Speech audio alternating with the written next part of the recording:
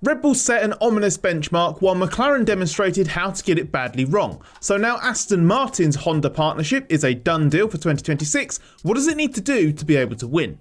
Just as we predicted recently, Aston Martin and Honda have struck a deal to join forces for F1's next set of engine rules. But getting the car, engine and drivers in place to make this a legitimate championship challenger is going to take up all the available time between now and 2026. So here are 6 key factors that will determine whether they can succeed.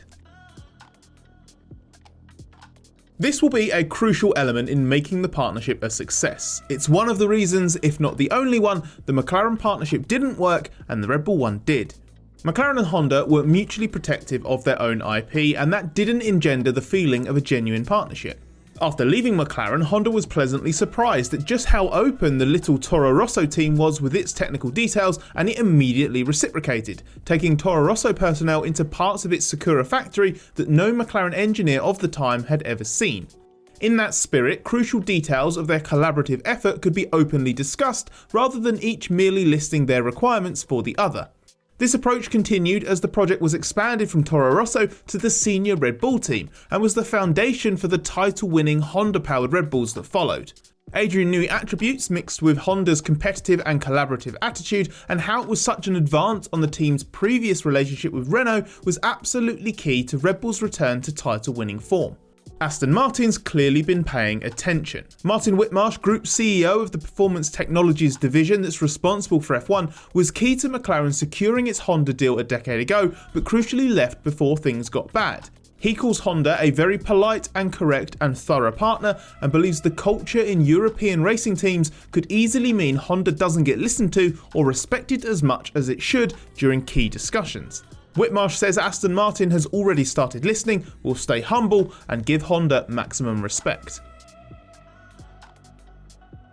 The attitude of the powers that be leads directly into the next element, which is maximising the potential of a proper works team. In simple terms, Aston Martin is responsible for building the car and running the team, while Honda provides the engine, but it needs to be so much more connected than that. These are not two separate projects, and if they are treated as such, then the whole will be weaker than the sum of its parts. This deal means Aston Martin will cease to be a Mercedes engine customer at the end of 2025. We'll come to some specific things Aston Martin will need to replace because of that shortly, but Aston Martin has had designs on such a deal for a while as part of its plan to become a World Championship challenger. The prevailing view is that a customer team cannot realistically win a championship. Whitmarsh is certainly convinced this is the case, and reckons the 2026 engine rules will further necessitate the full integration of chassis and engine that only a works partnership can provide. Aston Martin has been keen to praise Mercedes as its engine supplier, but it's already a direct competitor after Aston Martin's big winter leap, and will likely be a rival for championships in the future. As such, Aston Martin acknowledges there is an incompatibility between both teams' desire to do as much as they can to win. Shared resources and dependence on intellectual property, facilities and components will only hold Aston Martin back. As Red Bull has shown, having the engine and chassis designed perfectly in tandem can unlock performance that is not accessible to a customer taking key elements of car architecture with prescribed parameters.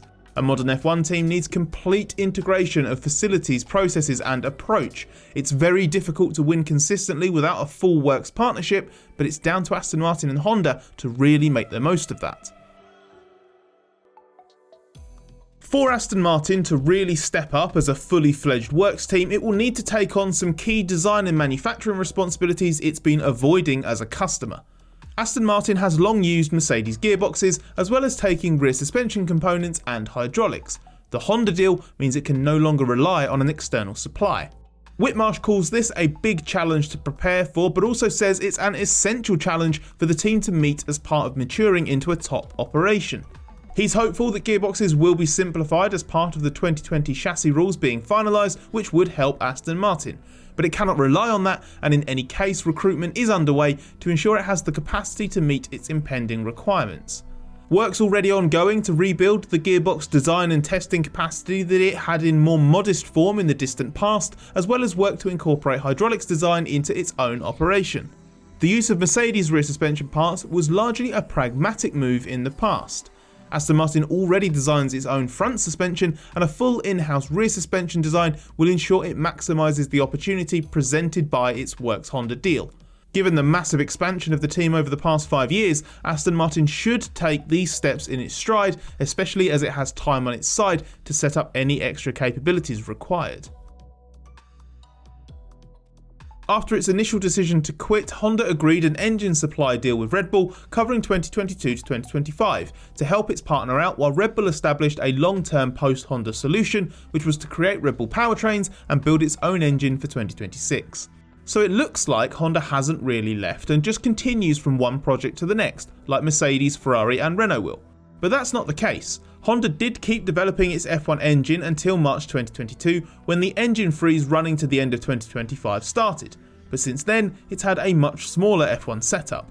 A lot of F1 engineers in Sakura were transferred to carbon neutrality projects elsewhere in the company, and things like the UK site that did some work with the energy recovery systems was sold to Red Bull powertrains. Honda at least didn't withdraw completely, because a small group was retained to work on the 2026 rules, as Honda stayed on top of discussions over the next set of regulations. But there's plenty to do to ensure Honda doesn't regret the 15 months or so it hasn't really been an active F1 manufacturer. Honda either needs to recruit again or return staff to F1, make sure it has all the necessary infrastructure to work effectively with the 2026 engine rules, and catch up any knowledge deficit it has from not having a full team working on the 2026 project, like for example Audi and Red Bull powertrains have had. It's unlikely Honda will fund that to the same degree it did in the past, when it was spending hundreds of millions a year, given it only announced it would quit a couple of years ago. So it may be that Aston Martin or other partners are supporting the cost in some way to ensure the project has the investment it needs. A cost cap for engine manufacturers as part of the 2026 rules will probably help once this is up and running, but that also imposes a capital expenditure limit in the meantime. So anything that Honda needs to invest in to improve its facilities really needed to be done last year, before that capex limit was in place, when Honda wasn't planning for a 2026 return, or it needs the financial support to be addressed as soon as possible. Although Aramco has been writ large on the Aston Martin since 2021, the team still uses the Petronas fuel and oil that's optimised for the Mercedes power unit. The switch to Honda means a change, but that doesn't mean a change to the ExxonMobil supply that Red Bull Honda currently uses. Aramco will work in partnership with Honda to produce bespoke fuel and oil, which should make a potent combination given F1's switch to 100% sustainable fuels in 2026. Whitmarsh reckons that is a substantial technical challenge that is being underestimated, and called Aramco the leading exponent in that area. Aramco, as of this year, supplies F2 and F3 with fuel containing 55% sustainable components. This is the first step in an ambitious timeline that aims to run a fully sustainable fuel almost entirely using carbon captured from the atmosphere in 2027. It also has wider activities related to sustainable synthetic fuel that makes it well placed to develop this for F1. Oil and fuel supplier chat is hardly F1's sexiest subject, but it's always been absolutely critical, and we've seen countless examples of that through the V6 turbo hybrid era alone. It's a high upside move for Aston Martin and Honda to be introducing a new player into the mix, but that doesn't come without risks. Okay, so let's assume it's 2026, Aston Martin has grown into an organisation capable of building a title-challenging car, Honda's engine is all singing and all dancing, and Aramco has cracked the fuel code. Who will be driving this car, and will they be good enough to mount a championship bid? It's not impossible it will be Fernando Alonso. The two-time world champion has excelled since joining Aston Martin for 2023 and looks as hungry and competitive as ever at 41. He'll be 44 by 2026 and maybe still racing by then too. If Alonso's still at the top of his game, then he would be a superb lead driver for a project like this. One obvious question is whether Honda would let that happen. Alonso embarrassed Honda badly back in the McLaren Honda days, with constant and biting public criticism that included labelling the Honda a GP2 engine at its home Grand Prix. The resentment Honda personnel had for this even led to the manufacturer blocking Alonso from using Honda engines when he planned to contest the 2020 Indy 500. But Honda Racing Corporation President Koji Watanabe insists that there would be no objections whatsoever to Alonso driving.